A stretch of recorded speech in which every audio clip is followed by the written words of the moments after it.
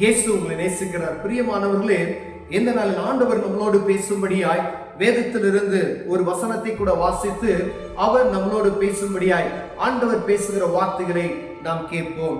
அது யோவான் புஸ்தகம் 14வது அதிகாரம் 27வது வசனம் இப்படியாக சொல்லுகிறது: சமாதானத்தை உங்களுக்கு வைத்து போகிறேன், என்னுடைய சமாதானத்தையே உங்களுக்கு கொடுக்கிறேன். உலகம் கொடுக்கிற பிரகாரமாய் அல்ல, நான் உங்கள் இருதயம் கலங்காமலும் பயப்படாமலும் இருங்கள்.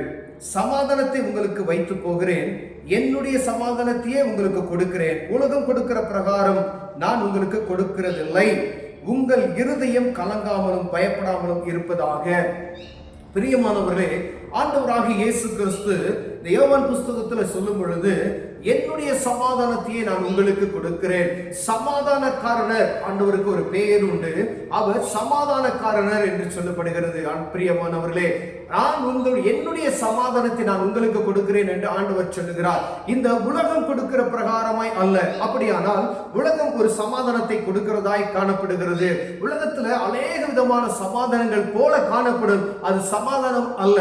ஒருவேளை ஒரு மன சஞ்சலத்தோடு இருக்கக்கூடிய ஒரு மனிதனுக்கு ஒரு சமாதானத்தை கொடுக்கக்கூடிய ஏதோ மதுபானமோ இல்லை ஏதோ ஒரு அவருடைய மைண்டை கொஞ்ச நேரம் ரிலாக்ஸ் பண்ணக்கூடிய சுற்றுலா தலங்களோ அது ஒரு சமாதானம், நிரந்தரமான ஒரு சமாதானத்தை கொடுக்க முடியாது. பிரியமானவர்களே, ஆனா ஆண்டவர் சொல்லுகிறார், இந்த உலக பிரகாரம் உலகம் கொடுக்கக்கூடிய சமாதானம் கிடையாதுன்னு சொல்லிட்டார் ஆண்டவர். அப்போ உலகத்தில் இருக்கிற சமாதானத்துக்கும் ஆண்டவர் கொடுக்கிற சமாதானத்துக்கும் வித்தியாசம் உண்டு என்பதை நாம் புரிந்து கொள்ள வேண்டும். உலகத்தில் இருக்கிற சமாதானம் ஒரு குறிப்பிட்ட நிமிடங்கள், ஒரு குறிப்பிட்ட நேரங்கள் மாத்திரமே இருக்க முடியும். ஒருவேளை மதுபானத்தை குடித்து விட்டு என்னுடைய கவலையெல்லாம் போக்கணும்னு சொல்லி அவர் மதுபானத்தில் மயங்கி இருப்பார் வேணால், ஒருவேளை அவர் 1 மணி நேரம் அவருக்கு அந்த போதை இருக்கும் வேணால், இல்ல ஒரு நாள் அவர் போதையில இருப்பாரானால் அந்த போதை தெளிந்ததும் கூட கொஞ்சம் என்ன செய்யும், அவருக்கு ஒரு மனச்சோர்வுகள், மன பலவீனங்கள், கூட கொஞ்சம் ஒரு உடல் பலவீனங்கள்லாம் ஏற்பட்டு இன்னும் அவர் அந்த சமாதானத்தை கெடுக்கக்கூடிய காரியத்துக்குள்ள தான் போவாருடைய.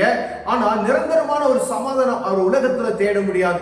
இவன் தான் உலகத்துல கொடுக்கக்கூடிய சமாதானம் என்று சொல்லப்படுகிறது. பிரியமானவரே, அப்போ உலக சமாதானம் நிரந்தரமான சமாதானம் கிடையாது. உலகத்தில் இருக்கிற சமாதானம் போல காணப்படும், ஆனா அது சமாதானம் கிடையாது. சமாதானம் போல காணப்படுகிற ஒரு மாயையான வாழ்க்கை. பிரியமானவரே, ஆனா ஆண்டவர் கொடுக்கிற சமாதானம் இந்த உலகம் கொடுக்கிற பிரகாரம் அல்ல. அவர் சமாதானக்காரனர் என்று சொல்லப்படுகிறது வேதம். அந்த சமாதானத்தை, என்னுடைய சமாதானத்தை நான் நினைச்சிறேன் உங்களுக்கு கொடுக்கிறேன் என்று சொல்லுகிறார். நீங்க மனவேதனையில் இருக்கிறான், மன பாரத்தில் இருக்கிறான், ஏதோ ஒரு கவலை நம்மளை வாட்டி கொண்டு இருக்கலாம், நாளுக்கு நாள் ஏதோ ஒரு பெரிய பிரச்சனை போல தெரியலாம் நமக்கு. ஆனால் ஆண்டவர் சொல்றார், நான் உங்களுக்கு கொடுக்கிற சமாதானம் அது நிரந்தரமான சமாதானம் என்று சொல்லுகிறார். பிரியமானவர்களே, நீங்க அவர் இடத்துல போகணும், இயேசுவை நோக்கி நீங்கள் பார்ப்பீர்களானால் அவர் கொடுக்கிற சமாதானத்தை நான் பெற்றுக்கொள்ள முடியும். பிரியமானவர்களே, ஒருவர் அந்த சமாதானத்தை நான் எப்படியா பெற்றுக்கொள்வது என்று கேட்டீங்களா?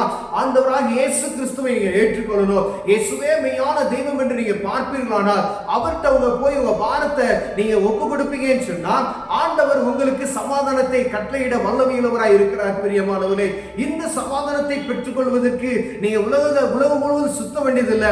உங்க வீட்டுல நீங்க இருக்கிற இடத்துல தேவ சமூகத்தில் உட்கார்ந்து கண்களை மூடி நீங்க ஜெபம் செய்வீர்களானால் ஆண்டவர் உங்களுக்கு பதில் அளிப்பார். பிரியமா, அந்த சமாதானத்தை உங்களுக்கு கொடுப்பார். நீங்க போய் ஏதோ உங்களை கீறிக்கொள்ள வேண்டும், ஏதோ அவருக்கு நீங்க பணம் கொடுக்க வேண்டும், அப்படியெல்லாம் அல்ல. ஆண்டவர் கொடுக்கிற சமாதானம் பரிபூர்ணமானது. அதற்கு ஒரே வழி, நம் பாவத்தை விட்டு மனம் திரும்பி நம்முடைய பாவத்தை கழுவுகிறவர் அவர் தான் சொல்லியிருக்கிறார் ஆண்டவர். அப்ப நம்ம பாவத்தை போக்கணும், நம்ம பாவத்தை மன்னிப்பு கேட்கணும்னா இயேசு கிறிஸ்து தான். நம்ம பாவத்தை மன்னிக்கிறதுக்கு அதிகாரம் பெற்ற ஒரே ஒரு கடவுள் ஆண்டவராக இயேசு கிறிஸ்து. பிரியமானவர்களே, இந்த இயேசு கிறிஸ்து போய் ஆண்டவரே என்னுடைய பாவத்தை மன்னிங்கன்னு சொன்னீங்கன்னா போதும், அவர் நம்ம பிள்ளையாய் ஏற்றுக்கொள்வார். பிரியமானவர்களே, ஏன்னா அந்த உலகத்தில் இருக்கிற அனைத்து மனிதனுக்காயும் தன்னையே பலியாய் கொடுத்திருக்கிற ஒரு தெய்வம் ஒன்று என்றால் அவர் ஆண்டவராக இயேசு கிறிஸ்து. அவர்கிட்ட போய் நீங்க ஆண்டவரே நான் இப்படி செஞ்சுட்டேன் மன்னிங்க அப்படின்னு சொல்லி உங்க இருதயத்தில் அவர்கிட்ட பேசுவீர்கள், ஆனால் அவர் உலகம் கொடுக்க முடியாத சமாதானத்தை உங்கள் இருதயத்தில் நிரப்புவார். பிரியமானவர்களே, நீங்கள் அப்புறம் துக்கமுகமாய் நீங்கள் பார்க்கப்படுவதில்லை. வேதத்தில் அன்னாள் என்ற ஒரு பாத்திரத்தை நாம் வாசித்து இருக்கிறோம். அவர் துக்கம் முகமாய் தேவ சமூகத்துல தனக்கு பிள்ளை இல்லை என்பதை போய் தேவ சமூகத்துல புலம்பி அழுது தவிக்கிறதை நாம் பார்க்க முடிகிறது.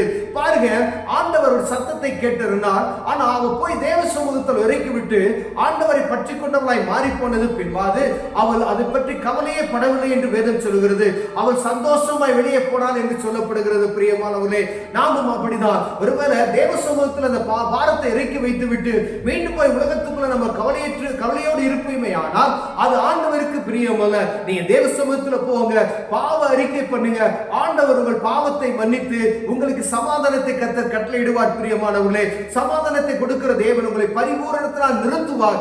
அந்த சமாதானம் பரிபூரண சமாதானம் என்று வேதம் சொல்கிறது. உங்கள் இருதயம் கலங்காதிருப்பதாக என்று சொல்லுகிறார். பிரியமானவரே, உங்க இருதயம் எதை குறித்து நீங்க கலங்க வேண்டியதில்லை. என் மகனே மகளே, உங்க இருதயத்தை நீங்க திடப்படுத்துங்க. ஏன் நான் கொடுக்கிற சமாதானம் உங்களுக்கு பரிபூரணமான சமாதானம் சொல்றாரு. நம்ம செய்ய ஒரே ஒரு காரியம், தேவ சமூகத்துக்கு நேரா போகணும். உங்க வீட்டுல அரைக்கதவை போட்டுங்க.